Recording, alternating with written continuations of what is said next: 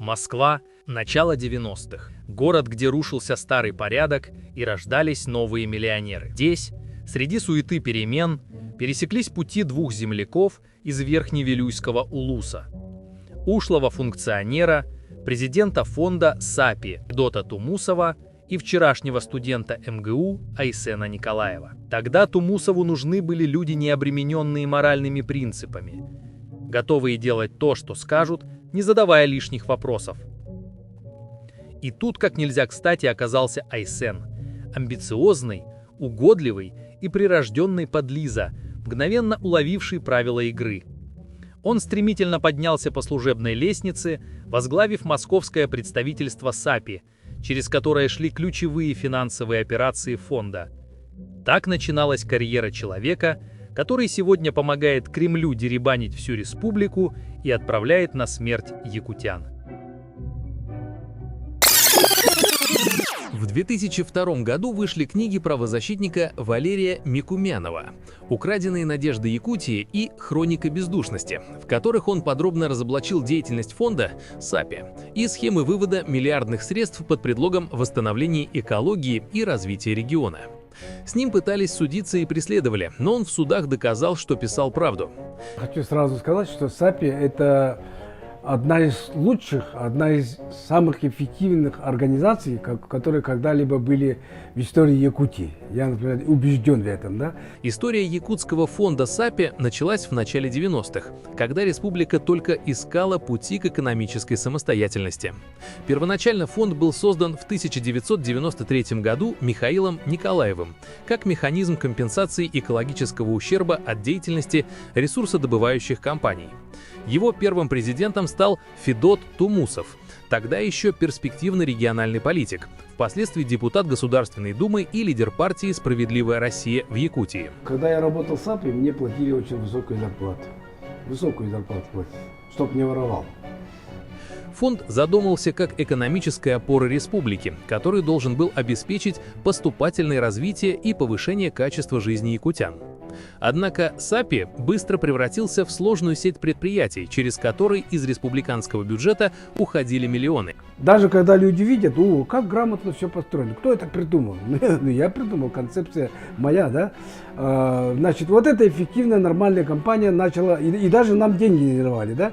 Вот эти, мы в республике ничего не брали. Мы создавали вот эти алмазами сырыми брали, обрабатывали, продавали, получали деньги, получали прибыль, и это вкладывали в социальные сферы. Строили больницы, школы, другие социальные объекты. Под лозунгами экологического восстановления и строительства жилья фонд получил колоссальные ресурсы. Только по данным из открытых источников, из Алроса в течение 10 лет на счета САПИ было перечислено не менее 100 миллиардов рублей.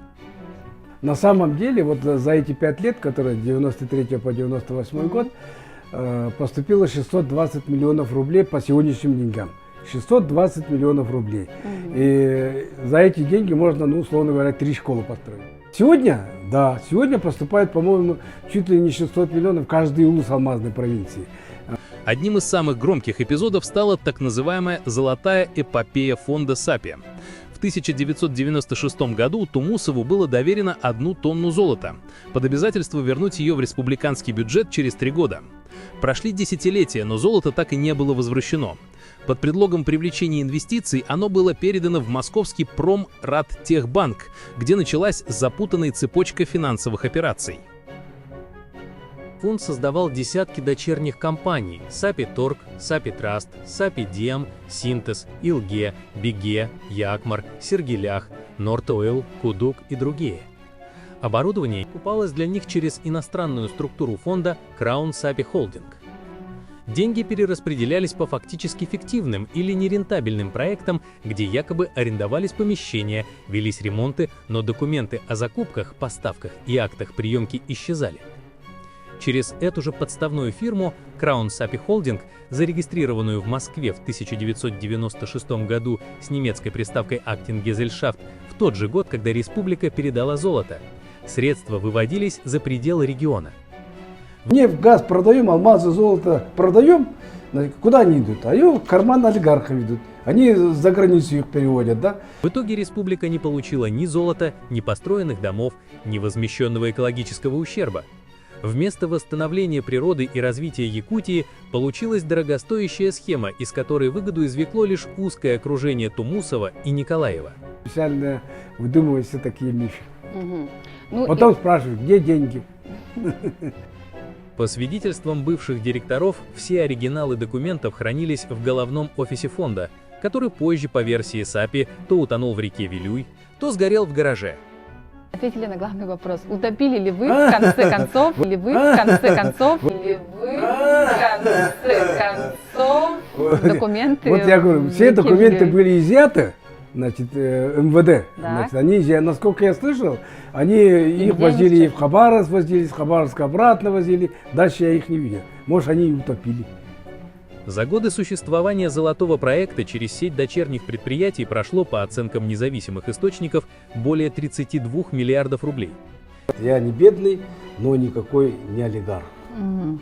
В августе месяце я предложил выплачивать 10 тысяч рублей семьям для приобретения 10 тысяч рублей для приобретения школьной формы. Ни реальных производств, ни рабочих мест, ни отчетности, только следы на бумаге и обогащение всех тех, кто стоял у истоков схемы, то есть всей верхушки власти Якутии. Тогда был Штуров председателем, говорю, вот давайте купим тонну золота и вернем. Все остальное у нас нормально работает. На то он сказал так, ну это же государственная собственность, все то, что вы создали и работает, нормально работает. Я договорюсь с Николаевым, а это мы оформим как государственную собственность, и тонну золота не надо возвращать.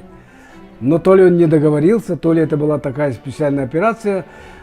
Из-за этих махинаций республика, богатейшая ресурсами, оказалась в положении обманутого вкладчика. Многие из замешанных в махинациях с САПИ фигур не только избежали ответственности, но и сделали политическую карьеру. Федот Тумусов уже более 10 лет заседает в Государственной Думе, а Исен Николаев, нынешний глава республики, избегает темы фонда и отчетов по нему, как и любых разговоров о прозрачности бюджетных потоков. У нас в республике есть горький опыт, в котором был Айсен Сергеевич одним из основных участников. Это фонд САПИ. Фонд САПИ работал более 10 лет и ни разу не отчитался конкретно по драгметаллам, по алмазам и по всем. То, что поступило от Алросы. Надо сделать запрос Алроса по годам, сколько поступило. И Айсен Сергеевич, прежде чем эту инициативу предлагать, должен отчитываться. Был момент такой, что руководство САПИ апеллировало то, что они затопили документы в реке Вилюй. Вот сегодня в поддержку данной инициативы выступает правительство, в лице заместителя председателя, и Тюмень, в лице тоже заместителя председателя. Вы наденьте водолазный костюм Айсену Сергеевичу, и пусть он достанет все документы и отчитывается.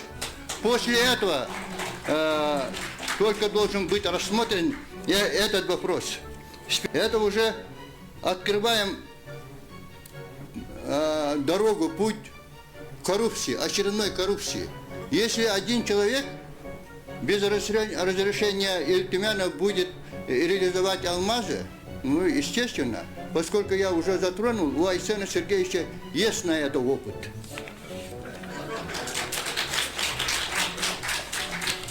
Глава республики будет распродавать нам драгоценные металлы, драгоценные камни. До этого Государственное собрание не знало ни о чем.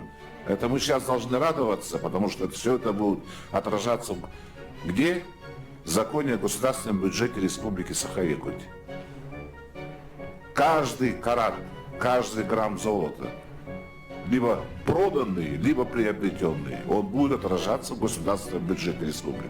Полная прозрачность возникает. Теперь, по своим же поправкам, человек, обокравший республику, будет единолично распоряжаться продажей камней и драгметаллов из госхранилища Якутии, ценность которого населению скрыта. Нравится это кому-то, не нравится, это наша обязательная с вами законом установленная обязанность. Сегодня много про обязанности говорили, так я вам про ваши обязанности тоже могу напомнить. мне было очень смешно слушать про полномочия главы по управлению Госфондом драгметаллов и драгкамней. Сегодня мы просто приводим в соответствие то, что уже де-факто давно имеется, нашу Конституцию с реальностью. По федеральному закону, коллеги, я уже несколько лет имею все эти полномочия. Что касается запасов драгметаллов, драгкамней, коллеги, это секретная информация. Вас это не удовлетворяет, что ли?